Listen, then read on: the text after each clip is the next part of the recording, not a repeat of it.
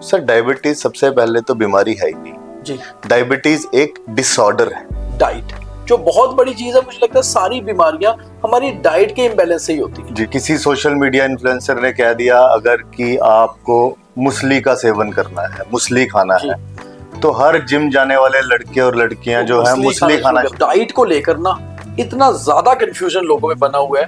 आजकल ट्रेंड बन गया है कि ऑनलाइन कोई डाइट सुनी और उसको फॉलो करना शुरू कर दिया। अचार तो डॉक्टर साहब हम तकरीबन एक बार डालते हैं, सालों साल चलते हैं, तो फिर उसको बिल्कुल कैसे? चलते हैं। जैम भी सालों साल चलता है, अचार भी सालों साल चलता है, बहुत सारी चीजें हैं। खराब करते हैं, वो हमारी सेहत के लिए अच्छे नहीं। ग्लूटेन फ्री फूड पहले हम नॉर्मली घर पे पराठे खाते थे, चपातियां खाते थे, तो सेहत भी अच्छी रहती थी। आजकल लोग कह रहे हैं कि आटा छोड़ दीजिए, व्हीट छोड़ दीजिए, चावल छोड़ दीजिए। हाँ, अगर आप किसी चीज से एलर्जिक हैं जी, अगर आपको ग्लूटेन एलर्जी है किसी चीज से, तो वो आपको चीज छोड़नी है। एक आम आदमी को पता कैसे चलेगा कि किस डाइट में कितना प्रोटीन है? मेरे ख्याल से आजकल सबके पास स्मार्टफोन है, तो जो भी आप खाते हैं अगर आप उसको डाल के देखेंगे तो आपको एक रफ आइडिया मिल जाएगा। एसिडिटी तो हमारे लिए खतरनाक है ही है। मुझे लगता है एसिडिटी से ज्यादा खतरनाक एसिडिटी की गोली है। अगर आप परहेज, डाइट और लाइफस्टाइल फॉलो करने के लिए तैयार हैं तो आपको आयुर्वेद का अपनाना चाहिए, अदरवाइज आपको आयुर्वेद की तरफ नहीं आना चाहिए। अगर मैं आपसे पूछूं कि आप बिल्कुल दुरुस्त हैं, यानी कि स्वास्थ्य से बिल्कुल ठीक हैं, तो आपका जवाब नॉर्मली होगा नहीं। किसी को घुटने में दर्द है तो किसी को कंधे में, किसी को डायबिटीज है तो किसी का बीपी ऊपर नीचे होता रहता है, और किसी को यह दिक्कत है कि मेरी डाइट कैसी होनी चाहिए। जो हम खाते हैं वो पचता नहीं, जो पचता है वो हमें जचता नहीं, और किसी को यह लगता है कि गर्मी, सर्दी, बरसात में कहीं ना कहीं हमारी स्किन जो है वो झुलसती जा रही है, खराब हो रही है, हम यंग नहीं लग रहे, हमारी स्किन का वो ग्लो नहीं बचा हुआ है ना। ये आपको सारी दिक्कतें, तो इन सारी दिक्कतों का इलाज हम इस इंटरव्यू से आपको बताएंगे। और हमारे साथ हैं आयुर्वेदा के स्पेशलिस्ट डॉक्टर शैलेश गुप्ता, और बात करेंगे हम आज डॉक्टर साहब के साथ डीडीपी की। और डीडीपी है क्या? डाइट, डायबिटीज, साइरोसिस, यानी कि ये तीन चीजें ऐसी हैं जो हर रोज तकरीबन हर शख्स के जीवन में कोई ना कोई कोलाहल मचा रही है, यानी कि हम परेशान इससे जरूर है। परेशानी का हल इस इंटरव्यू में है, पूरा देखिए, शेयर भी करिए। डॉक्टर बहुत बहुत आपको जो है आपका स्वागत है डॉक्टर साहब। सबसे पहले तो बात यही करते हैं कि लोग आजकल वाकई में आयुर्वेदा की तरफ बहुत मुड़ रहे हैं, मगर लोगों को समझ नहीं आता कि आयुर्वेदा के लिए किस डॉक्टर को कांटेक्ट करना है, कहाँ जाना है, और बहुत कम क्लिनिक भी शायद आयुर्वेदा के बहुत कम होते हैं। जी। और तकरीबन हम लोग क्या करते हैं, सर्च करते रहते हैं सोशल मीडिया पे। डॉक्टर साहब सबसे पहले तो बात यही करते हैं, डाइट जो बहुत बड़ी चीज है, मुझे लगता है सारी बीमारियां हमारी डाइट के इम्बैलेंस से ही होती है। जी। क्या कहेंगे आप? बिल्कुल सही बात है, क्योंकि आजकल क्या हो रहा है, हर व्यक्ति अपने घर में सेल्फ ट्रीटमेंट कर रहा है। कि किसी सोशल मीडिया इन्फ्लुएंसर ने कह दिया अगर कि आपको मुसली का सेवन करना है, मुसली खाना है, तो हर जिम जाने वाले लड़के और लड़कियां जो है मुसली खाना शुरू कर देते हैं इस चीज को जाने बिना कि वो उनको चाहिए या नहीं चाहिए।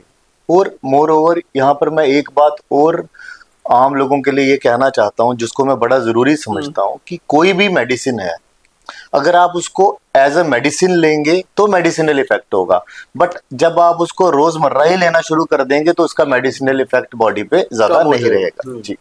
अच्छा, एक और इसमें बहुत बड़ी चीज ये आती है डॉक्टर साहब, जो डाइट को लेकर ना इतना ज्यादा कंफ्यूजन लोगों में बना हुआ है। हर एक आदमी को ये लगता है, हम क्या करते हैं, हम दूसरे को देख के ना अपनी डाइट चेंज करते हैं, दूसरे के टाइमिंग के हिसाब से अपनी टाइमिंग चेंज करते हैं खाने पीने की, उसकी डाइट के हिसाब से खाना पीना चेंज करते हैं, और फिर हम क्या करते हैं, उसको सर्च करते हैं सोशल मीडिया में। मान लीजिए मुझे किसी ने बोला कि योगर्ट खाना चाहिए इस समय, तो मैं योगर्ट को सर्च करूंगा किस समय खाना चाहिए। अब जो बता रहे हैं, दुनिया में हर आदमी का मेटाबॉलिज्म अलग है, तो क्या डाइट भी अलग होनी चाहिए? अलग है, बिल्कुल अलग होनी चाहिए। बेसिकली मैं यहाँ किसी सिस्टम को डिफेम नहीं कर रहा हूँ, लेकिन मैं ये कहना चाहता हूँ कि आयुर्वेदिक और एलोपैथिक ये दो मेन स्ट्रीम्स हैं जिनका आज की डेट में लोग इस्तेमाल कर रहे हैं, ट्रीटमेंट ले रहे हैं। कोई भी बीमारी है, या ज्यादातर लोग उसके लिए यहाँ एलोपैथिक ट्रीटमेंट लेते हैं या फिर किसी इंडियन सिस्टम ऑफ मेडिसिन की तरफ आते हैं। लेकिन इसमें मैं ये क्लियर करना चाहूंगा कि मैं सिर्फ बात करूंगा आयुर्वेद की। ठीक। आयुर्वेद और एलोपैथिक में सबसे बड़ा फर्क ये है कि Ayurveda is a personalised treatment okay, and allopathy is a generalised treatment. इसमें क्या डिफरेंस होता है? इसमें सर personalized बड़ा और generalized? सिंपल डिफरेंस है कि अगर कोई भी बुखार की शिकायत लेकर एलोपैथिक दुनिया में कहीं भी चला जाए, इंडिया में जाए, बाहर जाए, उनके पास देने के लिए जो मेन ड्रग है वो पैरासीटामोल। जी। उन्होंने पैरासीटामोल हर बुखार के लिए देना ही देना है। लेकिन आयुर्वेद में ऐसा नहीं है। आयुर्वेद में सेम बीमारी के लिए हर व्यक्ति का ट्रीटमेंट डिफरेंट, उसके हिसाब से, उसके हिसाब, किसी की सेहत के पर्सनलाइज्ड, हिसाब से। Personalised, not generalised. अब आ जाते हैं, इसी से आपने बहुत सही बात बताई, इसी से हम डाइट पे आते हैं कि डाइट भी हर एक की पर्सनलाइज्ड होती है, उसकी बिल्कुल बॉडी के बिल्कुल हिसाब से। पर्सनलाइज्ड होती है, बिल्कुल पर्सनलाइज्ड ही होनी चाहिए। आजकल ट्रेंड बन गया है कि ऑनलाइन कोई डाइट सुनी और उसको फॉलो करना शुरू कर दिया, ऑनलाइन किसी से सलाह ली और वो डाइट फॉलो करना शुरू कर दी। That is, I think that is completely wrong. क्योंकि जब तक मैंने आपको असेस नहीं किया, जब तक मैंने आपकी नाड़ी देखकर ये असेस नहीं किया कि आपके शरीर में क्या समीकरण है, मतलब आपका मेटाबॉलिज्म कैसा है, आपकी सेहत कैसी है, जी, आपका बॉडी स्ट्रक्चर कैसा है, आपका मेटाबॉलिज्म कैसा है, आपका स्किन टाइप क्या है, ये तो मैं तभी बता सकता हूं जब मैं आपको पर्सनली चेक करूं। उसके बिना मैं जो भी बता रहा हूं उसकी मुझे कोई ज्यादा सिग्निफिकेंस नहीं समझ आती। अच्छा, एक नॉर्मल आदमी की डाइट कैसी होनी चाहिए? नॉर्मल आदमी, जो एक हेल्दी इंडिविजुअल की आप बात कर रहे हैं, तो आप बात कर रहे हैं मतलब not a disease normal person, diet, हाँ, जो ठीक है, वेलनेस। जी। वेलनेस तो हमें ऐसी डाइट खानी है जो, मतलब मैं आपको छोटी छोटी चीजें कुछ बता सकता हूँ। जैसे घर में दाल और चावल बने गरम, आपने खा लिए, बहुत अच्छा, लेकिन वही दाल आपने फ्रिज में रखी और अगले दिन खाई, वो अच्छा नहीं। अचार आपने आज डाला और आज खा लिया तो ठीक है, लेकिन वही अचार आप जब महीने बाद खा रहे हैं तो वो हेल्थ के लिए अच्छे कोई फायदा नहीं मगर करेगा। अचार तो डॉक्टर साहब हम तकरीबन एक बार डालते हैं, सालों साल चलते हैं, तो फिर उसको बिल्कुल कैसे? चलते हैं, जैम भी सालों साल जी। चलता है, अचार भी सालों साल चलता है, वो बहुत हमारी सारी सेहत चीजें को हैं, खराब करते हैं। वो हमारी सेहत के लिए अच्छे नहीं, मतलब that will not give any good effect to body. अच्छा, एक आजकल बहुत ट्रेंड आ गया है, लोगों ने कहना शुरू कर दिया है कि gluten free food, gluten free food. पहले हम नॉर्मली घर पे पराठे खाते थे, चपातियां खाते थे, तो सेहत भी अच्छी रहती थी। आजकल लोग कह रहे हैं कि आटा छोड़ दीजिए, व्हीट छोड़ दीजिए, चावल छोड़ दीजिए, हम रागी, ज्वार, बाजरा उस पे आ जाइए, मक्की पे आ जाइए। ये वाकई में क्या नॉर्मल आदमी के लिए वो देखिए, छोड़ना जरूरी नहीं नहीं, नॉर्मल आदमी के लिए वो छोड़ना बिल्कुल जरूरी नहीं है, ये एक मिसकंसेप्शन है। हाँ, अगर आप किसी चीज से एलर्जिक हैं, जी। अगर आपको ग्लूटेन एलर्जी है किसी चीज से, तो वो आपको चीज छोड़नी है। ग्लूटेन एलर्जी क्या होती है? ग्लूटेन एलर्जी जैसे व्हीट में ग्लूटेन होता है, और कोई ऐसा व्यक्ति है जब वो व्हीट का सेवन कर रहा है तो वो उसको सीख से नहीं पच रहा, उसको कोई आईबीएस की प्रॉब्लम हो रही है या कोई और प्रॉब्लम हो रही है, तो उस स्टेज में उसे वो व्हीट का सेवन स्टॉप करके, रोक के, वो रागी, बाजरा, मिलेट्स, जी। अभी आजकल तो प्रधानमंत्री जी भी मिलेट्स को बड़ा प्रमोट कर रहे हैं। तो अदरवाइज भी मैं ये कहना चाहूंगा कि अगर व्यक्ति मिलेट्स का सेवन करे तो it is much more healthier then wheat. अच्छा। उसका भी रीजन है, because commercialisation in wheat is much more than millets. अच्छा, ऐसा हो चुका है, मतलब आपका कहने का मतलब है कि मिलावट ज्यादा हो चुकी है चीजों में। 100%। कमर्शियलाइजेशन मतलब मिलावट। एक्चुअली व्हीट, सपोज कीजिए कि व्हीट 1000 किलो चाहिए एक जगह पे, तो उसी जगह पे मिलेट चाहिए होगा 10 किलो। तो जब 1000 किलो चीज आपको पैदा करनी है तो मिलावट की संभावनाएं बहुत ज्यादा अच्छा बढ़ डॉक्टर साहब, जाती है। एक बहुत ज्यादा चीज देखने में मिलती है, शायद आप भी उस बात से एग्री करेंगे। बहुत सारे डॉक्टर्स या यूट्यूब पे आप पढ़े, किताबों में पढ़े, तो ये कहते हैं कि जितना हमारा बॉडी वेट है, हमें दिन का उतना प्रोटीन लेना बहुत जरूरी है। क्या ये सच है? उतने ग्राम, साइंस के उतने हिसाब से तो ये है कि जो साइंस कहती है, जो रिसर्च स्टडीज कहती हैं, वो कहती हैं 1 ग्राम पर KG body weight protein is मतलब आपका रिक्वायर्ड वेट फॉर। अगर 70 किलो है तो आपको दिन का 70 ग्राम प्रोटीन लेना है। लेना चाहिए। और एक आम आदमी को पता कैसे चलेगा कि किस डाइट में कितना प्रोटीन है? मेरे ख्याल से आजकल सबके पास स्मार्टफोन है, तो जो भी आप खाते हैं अगर आप उसको डाल के देखेंगे तो आपको एक रफ आइडिया मिल जाएगा कि इस चीज में कितना प्रोटीन। मतलब आपका कहना है कि हर आदमी को अपनी डाइट को अपने हिसाब से तैयार करना चाहिए। बिल्कुल, हर ऐसा नहीं- आदमी अलग है, हर आदमी की डाइट अलग है, हर आदमी का डाइजेशन अलग है, हर आदमी की स्ट्रेस को लेने की कैपेसिटी अलग है, हर आदमी का स्ट्रेस हैंडल करने का लेवल अलग है।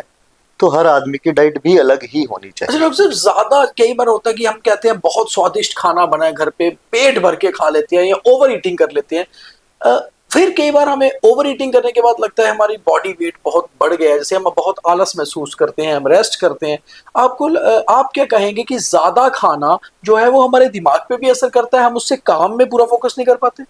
बेसिकली सर होता क्या है कि एक तो है आपका शरीर, हम्म, दूसरा है आपका मन। जी। दो चीजें हैं, इंटायरली अलग हैं, लेकिन दोनों का एक दूसरे कनेक्शन पर है। कनेक्शन है। इट इज कॉल्ड एज अगर मैं थोड़ा एक जनरल भाषा में बताऊं तो मिन बॉस। ओके। एक कॉन्सेप्ट है मिन बॉस, mind body and soul. Okay. तो all three are connected, all three are connected but all three are different. So if there is a problem in one thing, all three will be rearranged. तो मतलब हमें जो भी खाना खाना है वो कम से कम उतना खाएं जितना हमारी बॉडी अलो कर रही है, चाहे जितना जितना हमारी स्वादिष्ट जरूरत है। जरूरत है, और अलो नहीं, overeating ना जरूरत। करें। हाँ, ओवर ईटिंग ना करें, अच्छा, बिल्कुल। एसिडिटी एक ऐसी चीज है जो सीधे हमारी डाइट से जुड़ी हुई है। जी। आजकल हर आदमी एसिडिक है, सुबह उठ के वो एक एसिडिटी की टेबलेट खा रहा है और फिर चल रहा है। एसिडिटी कितनी घातक है हमारे लिए डाइट के साथ और बाकी बीमारियों को बनाने में? सर देखिए, जहां तक आपका सवाल है, मेरे को लग रहा है कि 10 में से 8 लोग एसिडिटी के लिए एक सुबह दवाई खाते हैं। मैं किसी दवाई का नाम नहीं ले रहा हूँ यहाँ पे, लेकिन दवाई खाते हैं कितने जनरली। परसेंटेज लोग एसिडिटी से मुझे लगता है कि एटलीस्ट 50 to 80% तो खाते होंगे मेडिसिन। तो अगर 50% भी खा रहे हैं तो that medicine is really affecting their digestion. उनको पीपीआईज कहते हैं शायद, और वो जो मेडिसिन है वो डाइजेशन के लिए तो बिल्कुल अच्छी नहीं है, बस वो उसको सप्रेस करती है एसिडिटी को, बट वो ट्रीटमेंट नहीं है। That is a symptomatic thing, that is not a actual treatment which should be done. और सब एसिडिटी तो हमारे लिए खतरनाक है ही है। एसिडिटी बिल्कुल। की गोली कितनी खतरनाक है हमारे लिए? मुझे लगता है एसिडिटी से ज्यादा खतरनाक एसिडिटी की गोली है। तो उसको कैसे अवॉइड करें? अपनी डाइट ठीक रखें, अपनी एक्सरसाइज ठीक रखें।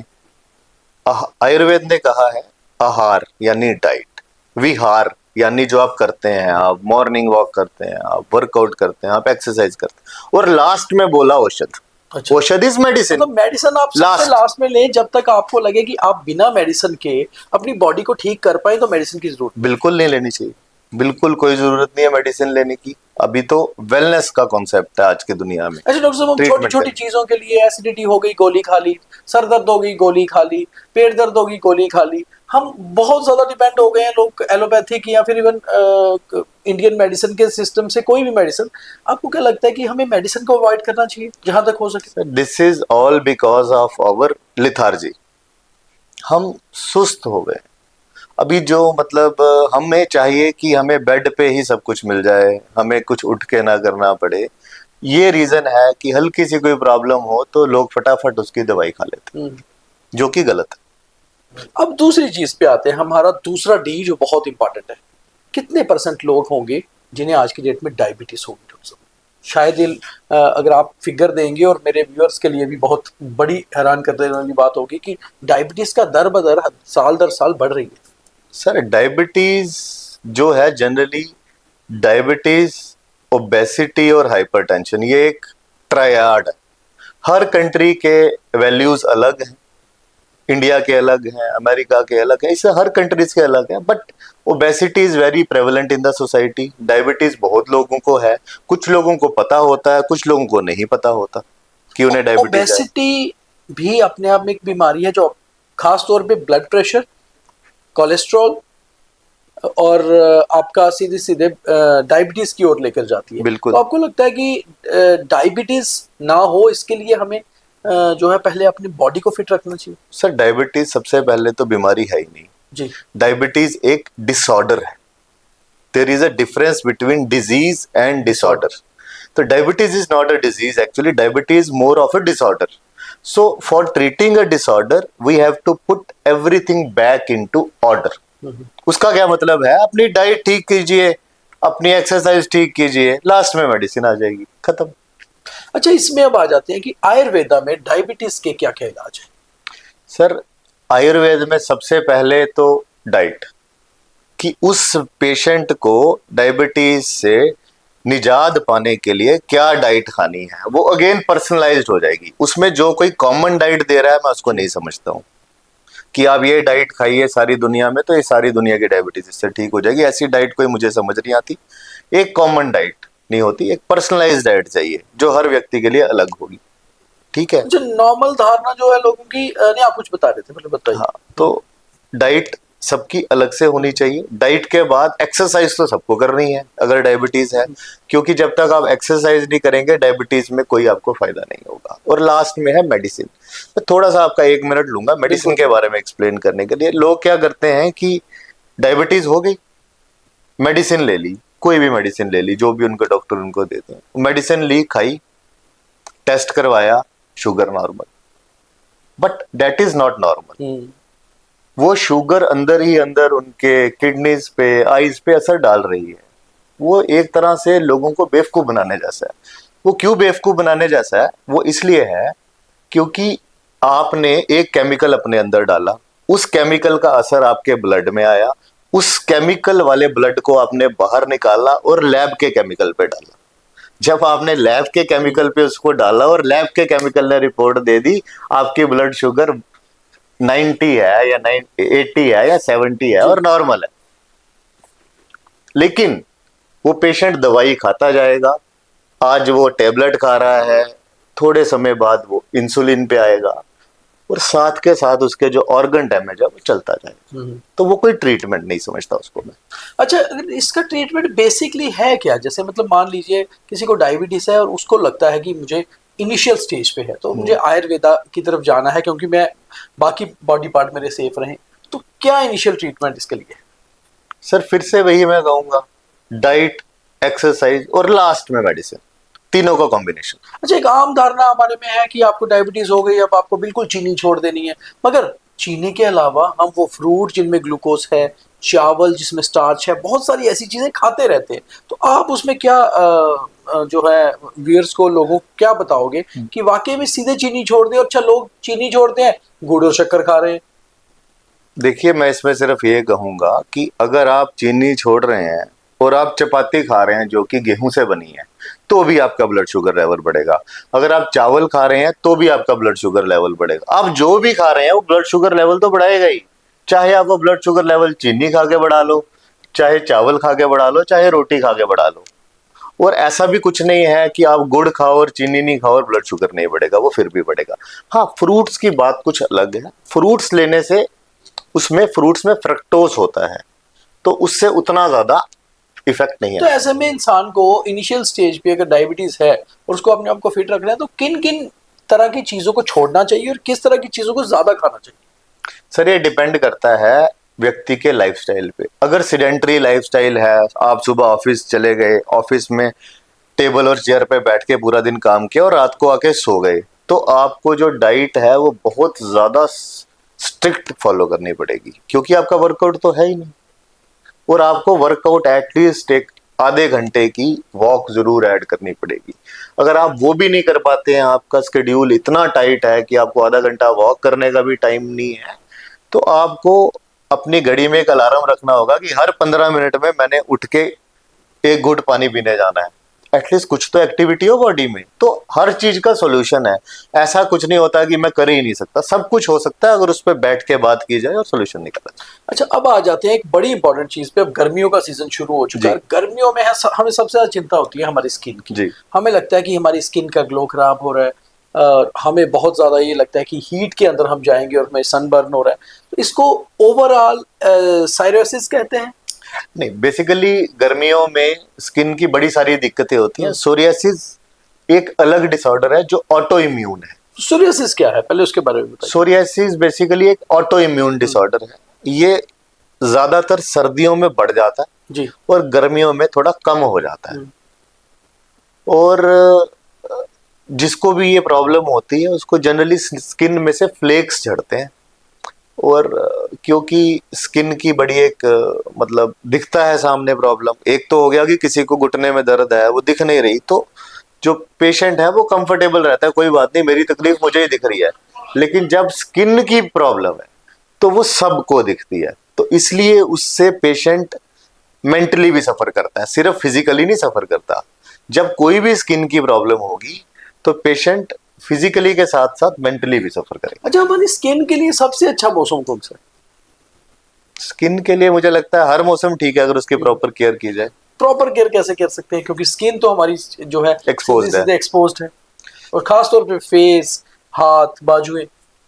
देखिए आजकल तो मेरे ख्याल से लोग गाड़ी में भी कुछ जब ज्यादा हीट वेव होती है तो कुछ कवर करके ही जाते हैं, तो कुछ लोग सनस्क्रीन्स का यूज करते हैं।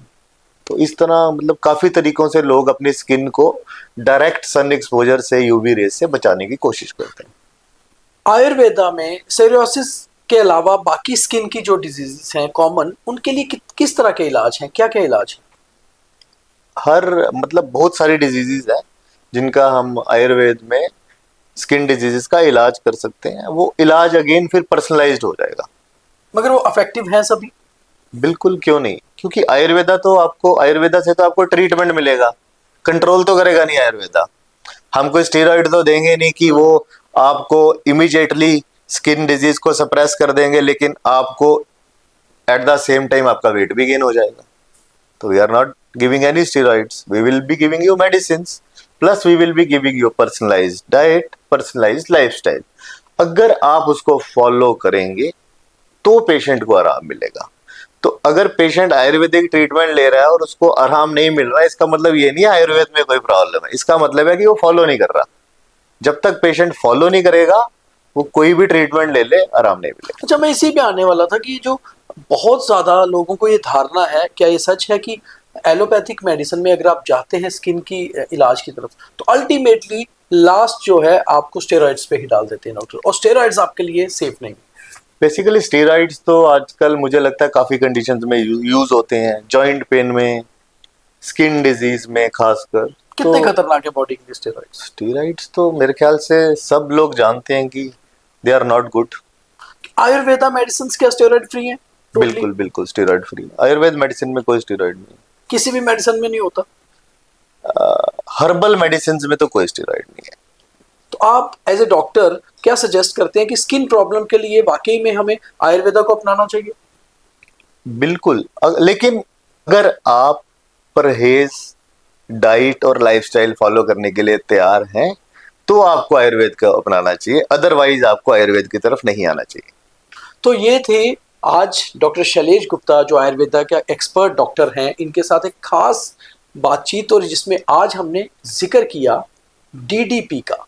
डीडीपी डाइट, डायबिटीज और सोरियासिस, जो हमारे लिए बहुत ज़्यादा दिक्कत क्रिएट करते हैं। तो शायद ये इंटरव्यू में आप बहुत कुछ समझ चुके होंगे। अगली महीने फिर हम कुछ और चीज़ों को लेकर डॉक्टर शैलेश गुप्ता के साथ बातचीत करेंगे। तब तक के लिए अगर आपके कुछ और सवाल हैं डॉक्टर शैलेश गुप्ता को लेकर, तो आप हमें ज़रूर कांटेक्ट करिए, और नीचे डॉक्टर शैलेश गुप्ता का नंबर, इनका इंस्टा हैंडल और इनकी मेल आईडी भी होगी, आप इनसे डायरेक्ट कांटेक्ट भी कर सकते हैं। बहुत धन्यवाद।